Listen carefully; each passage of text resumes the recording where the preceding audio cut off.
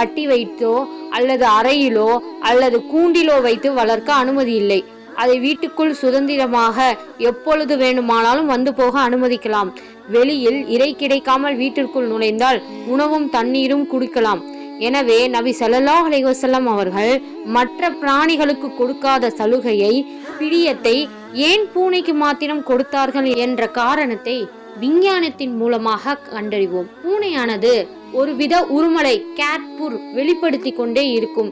அந்த உருமலானது ஒருவித அதிர்வலைகளை வெளியிடுகிறது. அந்த அதிர்வலைகளின் அளவு அதிகபட்சமாக 20 ஹெர்ட்ஸ் முதல் 140 ஹெர்ட்ஸ் வரை இருப்பதாக கூறுகிறார்கள்.